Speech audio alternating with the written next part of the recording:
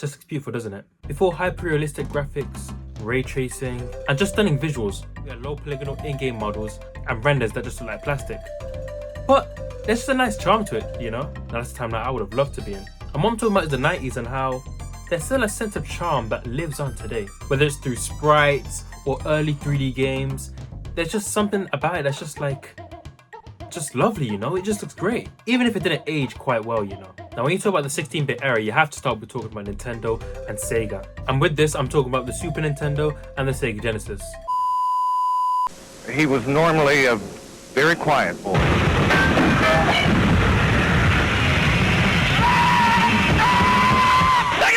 There's Sonic 1, there's Sonic 2, Super Mario World, Super Metroid, that really just, it just looks great. It looks beautiful. You know, I just love looking at the simplicity of the sprite work, you know. Even though it is very detailed, I just love how like it all meshes together to create one beautiful image. Now when you're talking about sprite work, there's a game you have to talk about, and that's Donkey Kong Country. What this did is it used 3D renders and models in order to condense it down to sprite work for the Super Nintendo. And it just works so well. This is made by Rareware, and you know, it just looks very different compared to the other games that came out around this time. Sonic also tried this 3D rendered into 2D sprite work with, you know, Sonic 3D Blast. It didn't look great, but you have to give it points for some effort. By the way, while we talk about Rareware for a quick second, there's a cancelled game they made that I just really can't stop looking at. Project Dream. I just like looking at this, looking at the videos like, wow, this is, like, this combined everything that worked well with Donkey Kong Country into a stunning game that would have looked great before it got cancelled. And of course, before I get into anything else, we just have to talk about the soundtrack. You know, the chiptune audios, the chiptune music was just, oh, it was just hitting. It was just hitting. It was just hitting.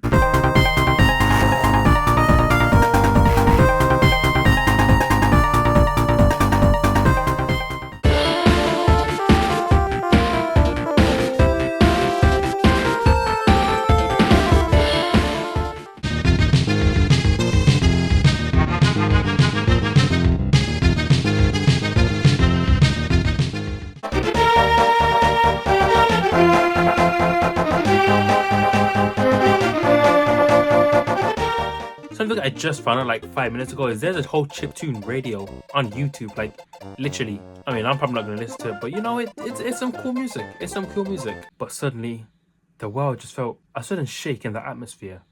The birth of 3D. And with 3D came the look of... Ew! What an interesting artifact. Only one for me is you. Something's gone wrong in the happy-go-lucky world of Nintendo.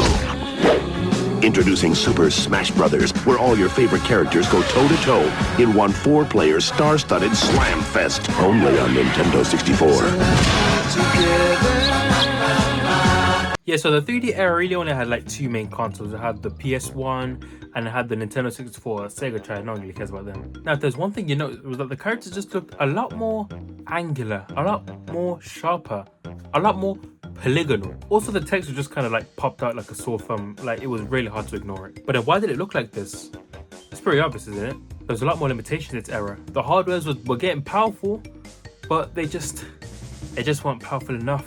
So a lot of the artists had to make do with the limitations, you know, such as the RAM size, the smaller resolutions. I just hope that it could all just blend together and it could all work out. Which it did in some respects, especially when you play with a CRT. Now, of course, when you play with a flat screen TV, 65-inch HDMI, it's just not gonna look that great, is it? But there is still a certain charm to it, you know, games like Final Fantasy VII, Metal Gear, Tomb Raider, like it kind of leans more into the blocky nature. Despite clearly wanting to be probably a much more realistic 3D game, that's all they could do at the time. And it works, it works. Also, I know I'm talking a lot more about the in-game models, but I just want to stop for a quick second and talk about the beauty of the 3D renders. I just love looking at primitive early renders, man. It just, something about it's just like it's just like I wasn't there. Like, I wasn't there to see these live, like, or newspapers or magazines, stuff like that. So I wouldn't know what it was like to look at it in person. But I'm looking at it from my phone, you know, my iPhone.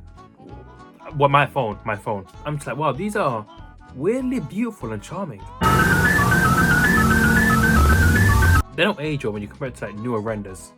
But that's probably the beauty of it. And this is what having the most advanced technology look like in this point in time? This is what was considered the future. And now you look at what's out now, something about it's just like it's mesmerizing. You know, time is a gimmick. From Mario to Sonic, hell, even Bubsy 3D has a level of charm to it. Bubsy 3D, that's a game. I want to try that game one day. I really do. I really do. But gone were the 90s, in came the 2000s. The PlayStation 2 came out, the Dreamcast got cancelled, Xbox finally made their first console, Nintendo faffed about, and yeah, the rest was history. But that can probably wait till another day, you know. Maybe I can do a 2000s aesthetic, whatever. Now, I made this for a whim. I was looking at a lot of, you know, early 3D games. I was looking at a lot of Mario 64, a lot of Conker's Bad Fur Day, and I was just like, I want to really play these games, but I really want to talk about them as well because, I mean, for a lot of these games I haven't played because I wasn't alive at this time, but it did seem interesting to me, and hopefully I can find a way to play them in the future, or maybe play it on this channel with you guys watching. Also, that this game was trending on Twitter, and no, I'm not calling it X because I'm a normal person. This game looks like it's ripped straight from the PS2, which is mental. But that's gonna do it for this video. Let me know what games you liked in this period. You know, did you like the 3D? Did you like the 2D? Did you like the arcade games, which I didn't really talk about because I don't know a lot of? But yeah, leave a like and subscribe on your way out. And yeah, I'll see you guys in the next video. Take care.